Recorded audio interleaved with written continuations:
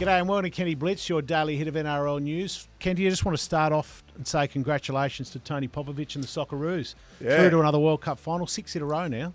Yeah, look, they've just become one of those nations now that Australia has in world soccer, where it's almost become an expectation that they'll be there. Not necessarily that we'll win, but certainly that they'll make the World Cup. 48 teams now rather than 36, so it's expanded. Well, that helps, doesn't it? Yeah, that helps, yeah.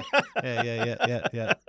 And if we start to struggle to make 48, we'll open up to 96. They might expand a bit, yeah. So the draw's in December, and Kenty, we've both been to many World Cups. Yeah. What makes it stand out for you as an event? To me, it's like...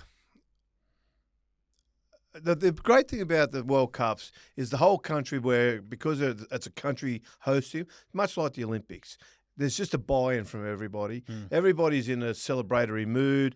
Wherever you go, the place is full. People are enjoying themselves. There's a bit of soccer here and there along the way, but you don't even need to really experience that. A lot of the fan zones are, you can have as much fun there as you can actually going to the game. To be fair. Yeah, I've been to two, Germany and South Africa. Absolutely brilliant, both of them. I had a good time there. Yeah, I mean, I've been to many sporting events in the world, and by far the FIFA World Cup is the number one sporting event. So if you get a chance to get there next year, make sure you go. It'll be fantastic. Australia play, the draw is in December. They can either play in USA, Mexico, or Canada. So yeah, they're the host nations. Yep. The other quick thing is we're turning into a sporting show, but the Australian Test Championship starts tonight, 7:30. Australia is up against South Africa. Yeah. On Amazon. So I don't know if you've got Amazon, but download that if you can. And Marnus Labuschagne in instead of Sydney boy Sam Constant. Yeah. So that's an interesting decision. Yeah. Look, good luck to him. No interest. No interest. All right, well, let's get on the footy. Mate, Whispered Reed Mahoney has been having a look around Brisbane. Yeah, look, that's the story, isn't it, at the moment? What's going on at the Bulldogs? There's been some footage that's been revealed of Mahoney in the dressing room. He looked like he kicked the bag. He didn't give it a big whooshka hit, but after being pulled on Monday. After being taken off on Monday. And the interesting thing about that, Warren, when he was taken off, which Cameron Munster alluded to after the game, was they actually hadn't trained for that. So they hadn't, he said it was plan B. He didn't reveal what plan A was, but he had multiple ideas about how he was going to use Lachie Galvin in the game. But we're led to believe that one of the things that they did not train for was for Mahoney to go off, Toby Sexton to go into hooker, and Lachie Galvin to go on and play halfback. So out of that, Reed Mahoney, I think, had a right to be disappointed. Now, we already know the Bulldogs have given him permission to explore elsewhere. That came before the weekend, obviously. And there's a bit of a whisper going around that he's already toured the Brisbane facilities, which I find fascinating, given the fact that if there's one thing Brisbane is stacked with, it's hookers. Yeah, so maybe they're going to try and pick up on the Bulldog bottle with all those utilities that the Bulldogs recruited some years back and go with a stack of hookers. I'm only being facetious. I really don't know what they're going to do. Maybe there could be a clean out there. Maybe if they got someone like Reed Mahoney in, they'd look at getting a few players and moving them on and clearing up a bit of room. But I also tend to think, look, the one club we did think he might be a fit for, Reed Mahoney, is the Cowboys. They're losing Reece Robson to the Roosters next season. So maybe while he was having a bit of a peek around or a bit of a talk to the Broncos, he might also have been having a talk to the Cowboys as well. Like, that generally happens. So it'll be interesting to see what happens. But I think, Warren, the other part to it is this whole look behind the curtain about what's happening at Canterbury. We saw the display of joy and this celebration with Lachie Galvin in the game on Monday and his teammates' reaction to him. And the Reed Mahoney situation just put a little bit of a peek behind the curtain about what might really be going on there. And it doesn't necessarily mean it might be happening throughout the entire club. He might be sitting there himself a little bit annoyed with his nose out of joint. And look, I know there's this narrative going around about how he's on the nose with a couple of his teammates and his discipline and all that. Well, the knock on him is he gives away too many penalties. Yeah, look. You don't cop that? I don't cop that. I think Reed Mahoney is a guy who brings nothing but positives to your club. Yep. I think there's a lot of reasons why you want him in your team. I think he's entitled to feel disappointed. Look, he's been brought into Queensland camp before and sits basically just behind Harry Grant now as the starting hooker. Well, when he was injured earlier on in the season, we were talking about Reid Marnie. When Grant was injured, we were talking about Reid Marnie was the next man up. And they were certainly looking at that. So that's the calibre in which he's held. So the fact that he probably feels a little bit on the outs at Canterbury, I think is understandable. So anyway, we wait and see. Look, this is just all this stuff that's just happening in the background. It's in little backroom conversations, and nothing might come of it. We don't know what will come of it, but certainly it's just interesting. It's just something that's let's just keep here and keep an eye on it and watch what's going on, and we'll see if anything develops. Fascinating, the machinations of a club and how it plays out, and a club who's number one, on the premiership ladder is still tinkering around. I find that, very interesting. It is, but I also think the move they're making really does improve the team. I think Lockie Galvin will turn Canterbury from you look back at the team, say, for example, when South got beat by Penrith in the grand final, when Parramatta, probably a better example, got beat by Penrith in the grand final. They were probably in both games like a class player down on what they needed to win the game. Yep. And now neither of them got back there again. Both of them actually went backwards after that quite a bit. So if you're Canterbury and you're in a similar situation, you don't want to get to grand final week and then sit there on the Sunday night thinking, what if we should have taken that kid early in the year when we had the chance. Yeah. That's what they've done. Now, yes, they have tinkered with the formula. There's a chance it could not gel and it might not work. But I also tend to think that the upside is far better than the downside. Well, it's worth the risk. Lockie Galvin's been named at 5'8" for this weekend. Yes. Toby Sexton at 7. Toby Sexton, yeah, and look, Matt Burton's 18th man for New South Wales, so fits nicely. He won't be there, but it's got to be a big test for Lockie Galvin because he won't have Stephen Crichton there. He won't have the other Origin players around him this week, so there's going to be more responsibility on him this week. So we'll get a bit of a look at him this week without those Origin stars in the team, and there'll be an expectation on him to really deliver something this week. So, again, it's a work in progress, all this, and we all just sort of sit back, watch week by week, and I find the machinations of it very interesting. And watch the puppeteer, Gus Gould, just playing everybody along as we go. I mean, he seems to be doing it, and good luck to him. Does a good job of it. Mate, more whispers that Toby Sexton is now sniffing around the Gold Coast, which seems amazing when they flicked him not so many years ago. Well, they did, but a couple of things have happened since then. He's developed into a far better playmaker, and the Gold Coast have really failed to kick on and find themselves a playmaker. So Sexton, I think, will go back in a much better state than he was last time he was at the Titans. Apparently, he had a bit of a tour around their facilities recently. I'm not sure how long ago it was, but fairly recently, I've been told. So look, that's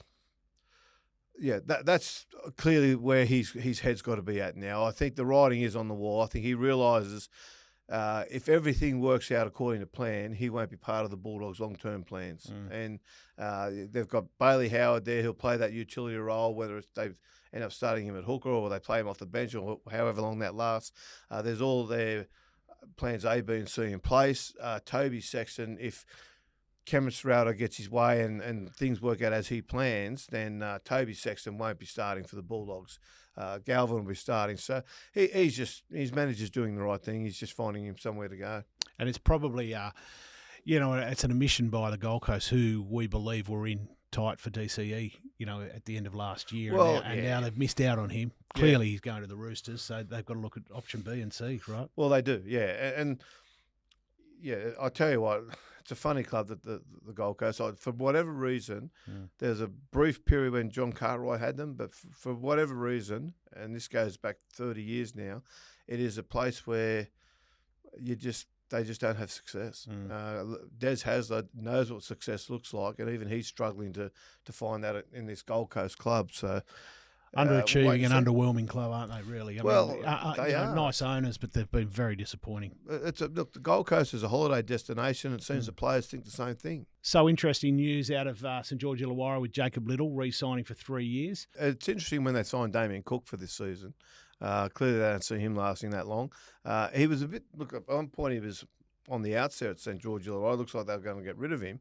But now they've re-signed him, extended the deal.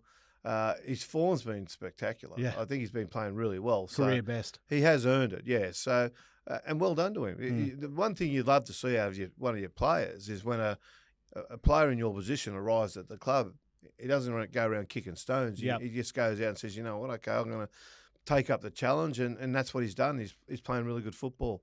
Kenty, I thought he was a prime person for Perth, right? Yeah. I mean, he'd be in the top 10 hookers in the game. I would have thought maybe top 15. I would have thought he'd be a prime. Is it a sign of things to come when a club like the Dragons sign him till the end of 2028? So that takes out Perth, that takes out Papua New Guinea. Yeah, it's a funny one, isn't it? Look, because he is 28. There is going to be a lot of clubs that do want to probably try and nut their players down now and lock them in, okay, to avoid that bidding war when Perth and Papua New Guinea, which will not be far away, particularly the Bears, that won't be far away when they start putting offers to players. But the flip side, though, Warren, is the managers don't want to do that. They don't want to lock their players down because they want their players to be in a bidding war. There's nothing. I don't know who manages Jacob Liddle, okay, but I can imagine his manager has missed an opportunity by extending this deal because he doesn't have the Bears or Papua New Guinea to play off against St George Illawarra in the negotiation. Now, maybe the Dragons acknowledge that. Maybe his manager anticipated that, and that's been built into the deal anyway. Yeah, okay. So, but look, it's the thing about these situations is they're all very much to be taken on an individual basis. Okay. You can't. There's no formula. Essentially, you just sit there with the understanding that clubs want to lock them down, not get in the bidding war. Managers want them to stay on the market and go into a bidding war. And then you just got to, it's like negotiating to buy or sell a house. You just got to sit there and talk until eventually both sides might be happy with what's been offered, and that's where you go. So it's going to happen more and more as the Bears go into their recruitment. It won't be far away. Look, they've only got 18 months to really get started. Their off season will start. So they come in 2027. So they've got next season. Well, they start November next year. November. They start training November next year. They've got a year and 4 months or 5 months. That's not a lot of time to have players ready to go. For your pre-season training. So they've really got to get their finger out the Bears. That'll happen as soon as the staff around Mal Meninga is appointed. Now, that's primarily will be the general manager of football, the recruitment guy. And I dare say Mal will probably also want to wait until he gets his assistant coach, his main assistant coach anyway, put into place so he can bounce ideas off and look at what sort of squad they're going to try and form. But it's going to start happening very quickly. It won't be long now, and there'll be all sorts of negotiations going on. The other thing is too, you talk about this locking players down, all the rest of it. Does it really matter? Lockie Galvin is supposed to be there another 2 years. Yeah, There's all sorts of players on offer. Clubs will make the Bears, Papua New Guinea. They'll make approaches to club. Is a chance we can talk to so and so? If so, yes, off they go. So. I think he's managed by Gavin Orr, who seems to be a bit of an old school manager, so maybe that's what it's about. Mate, on to Ricky. He's come out and said that Billy should pick up the phone and call Corey Horsburgh and give him an explanation why he's not in the starting 17. Yeah. What do you think of that? No, I don't think he deserves that. Look, Corey Horsburgh is a good player. We certainly he's been named in the 20-man squad. I think he's 20th man or whatever. But he's only played one Origin game. It's not like he's an Origin mainstay who deserves an explanation for why he hasn't been picked. I understand Ricky wanting to stick up for his players like you were talking about yesterday. Yeah, I understand that. But Corey Horsburgh doesn't deserve or hasn't earned the right, I would say, for a coach to ring him up and explain to him why he's not in the side. That said, I think they need him. They think he's the X factor? Well, they need size and aggression in that pack. Now, he's not so much a hitter as such. He's got a bit of a good shot on him. But they do need some size and aggression in that pack, and they need someone to just take up the fight against New South Wales. For all the reasons we're trying to find about why Queensland are back in the fight, one of the things that still surprises me about Game 1 is they didn't make it personal with Spencer Leniu. They didn't go after those sorts of guys, which is such a Queensland trait. Did you see Spencer Leniu and there's a bit of media on what he was doing, pumping up the crowd? Yeah, got into the Queensland crowd. Said, yeah. You see that? But you know what? That's the funny thing. Queensland people talk about how intimidating the state of origin, like Suncorp Stadium crowd is. Lanyu's just showed the folly in that. Didn't seem to bother him, did it? Well, look, let's break it down. Really, what's going to happen? They're yelling out all sorts of abuse at him, but no one can jump the fence and do anything. And if there is a moron in the grandstand who does want to jump the fence, I don't reckon there'd be many people in that stadium who would jump the fence and get the better of Spencer Leniu anyway. Yeah, you'd back Spencer. So I can understand him. And you got Payne Haas behind him as well, He right? was thriving on it. Yeah. He was thriving on it. He enjoyed it. He stirred them up. He told them to go and shove it up and all the rest of it. It did not worry him whatsoever. I can understand the Queensland crowd going off, but again, I'm waiting for Queensland's response to this. At the moment, the crowd's doing the fighting for him. Yes. What about? Did you see what Aaron Woods came out and said about Billy Slater and had a big dig? Yeah, it was interesting, wasn't it? Is that what they need? That's what they need. That's what we need, right? I'd like a current player to come out and start make it a bit personal between the two teams. I think they're too polite to each other. Good on Woodsy for doing it. He came out and he sort of responded to the, what was going on with in Game 1 and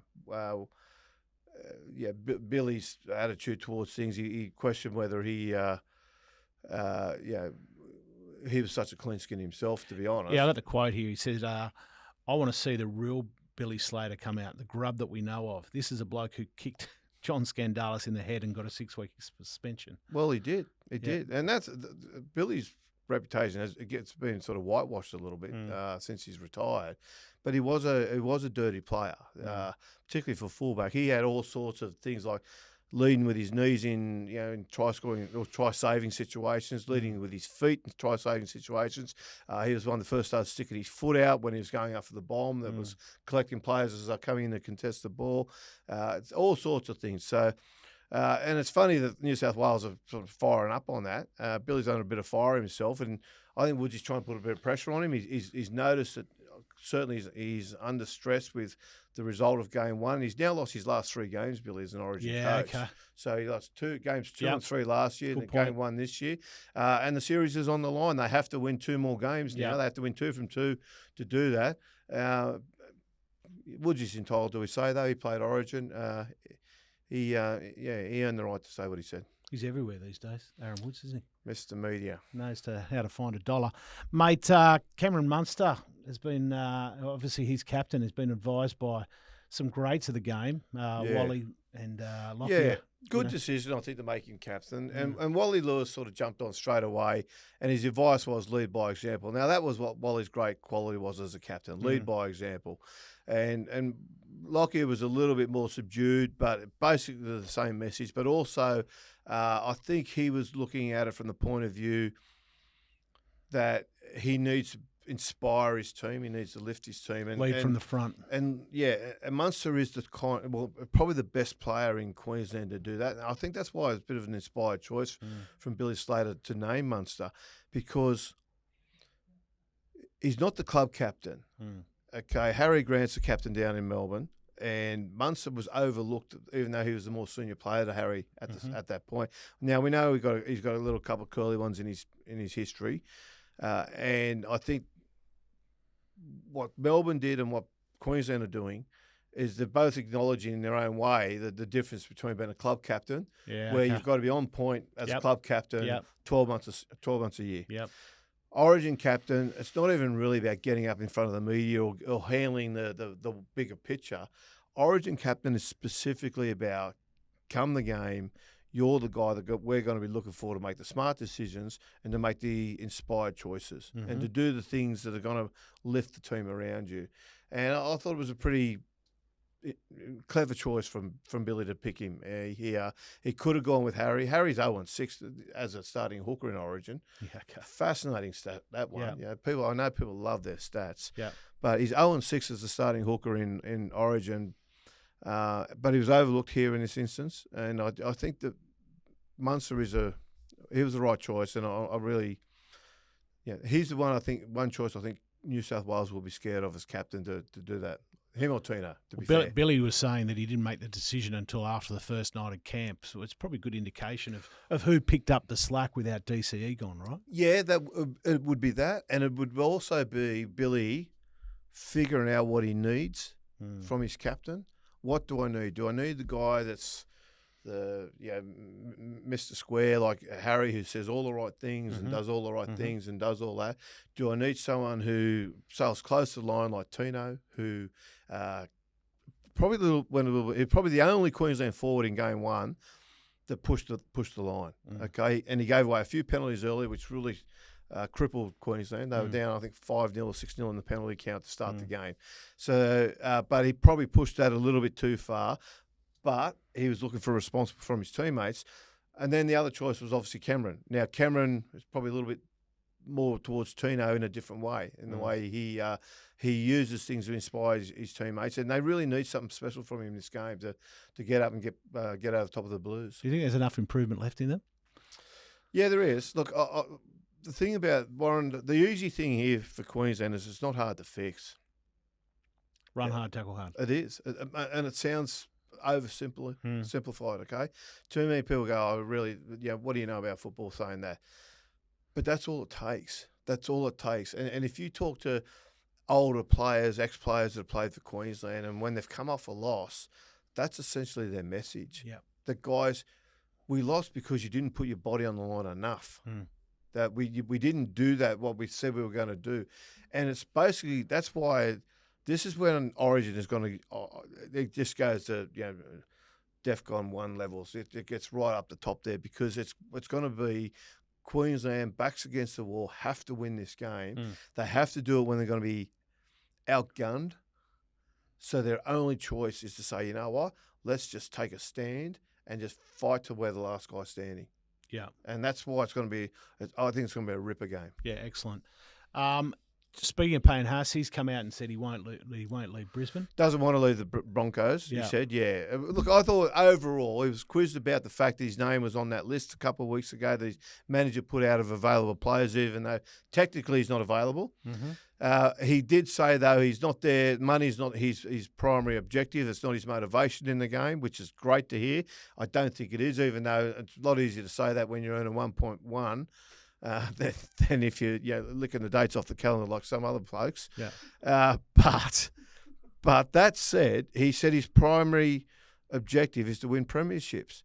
And I like the fact he basically led to the conversation of staying at the Broncos and leading them to the premiership.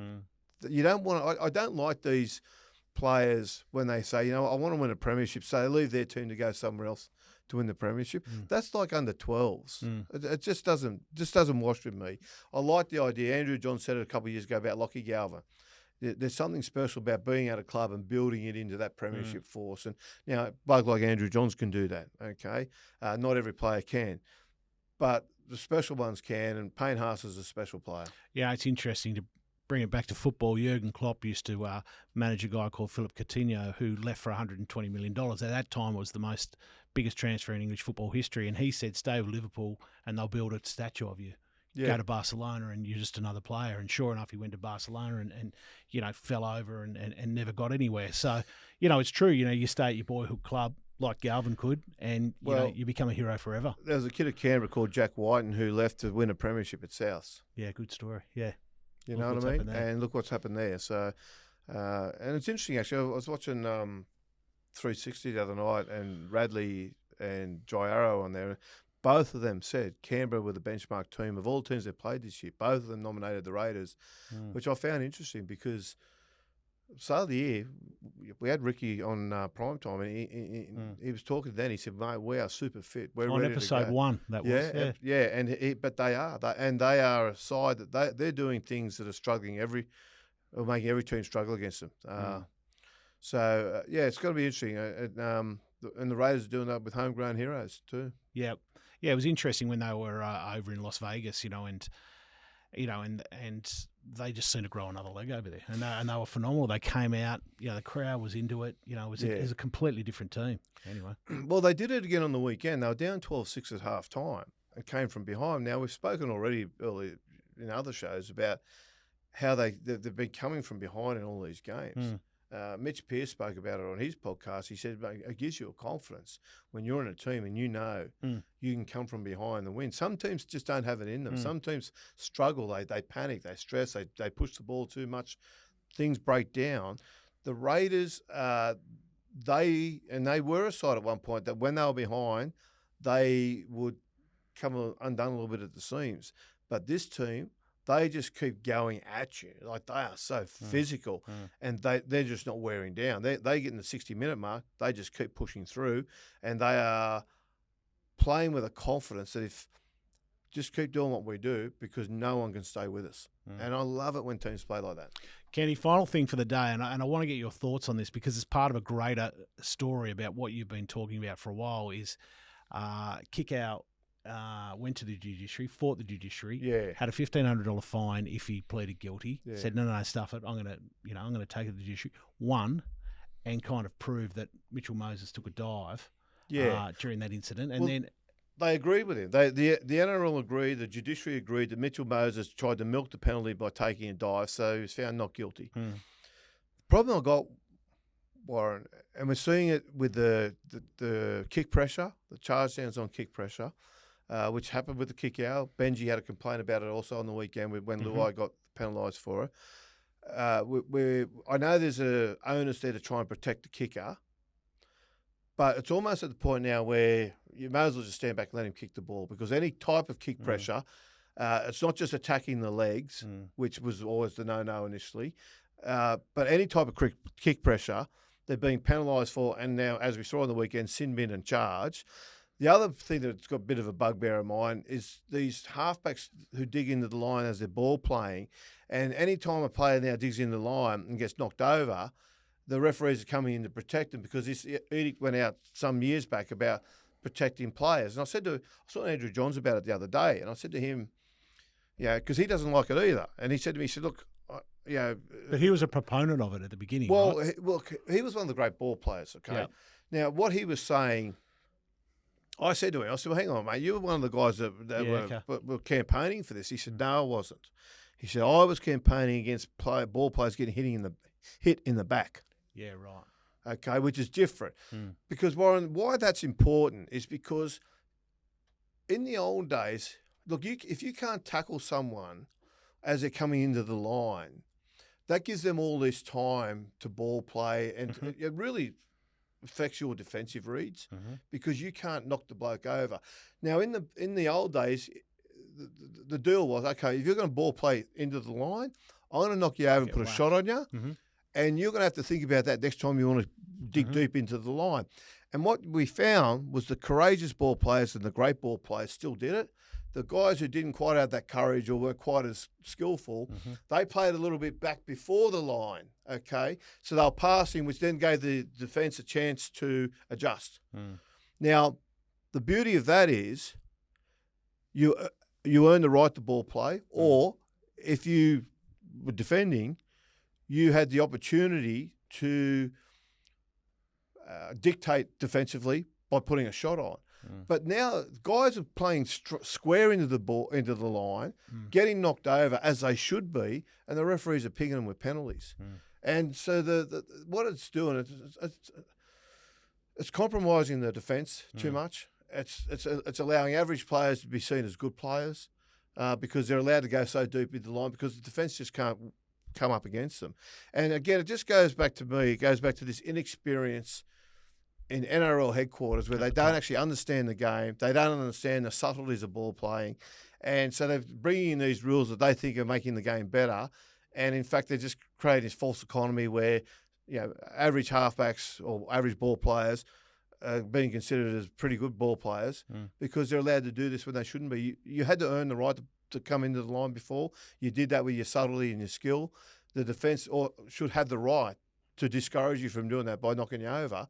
And the game's getting rid of that. And that's happening with a little bit same way, misunderstanding there with the kick pressure as well. I just wish they would sit there and make decisions and make decisions with the game in mind and decisions with a football understanding. Well, they make the decisions. They make the decisions, but they get the interpretations wrong. That's the problem. Well, that's it. So, but anyway, look, we won't solve it. They won't listen to us. We won't solve it today. We may solve it tomorrow. Right. Last episode tomorrow. Every Thursday we have Ask Kenty. So leave your Ask Kenty messages below for us. If you've got any Kent flicks from last night, Kenty's taken us through his favourite sports docos. So if you've got any favourite sports docos, mention those below too for Kenty this weekend. That's it. See you tomorrow.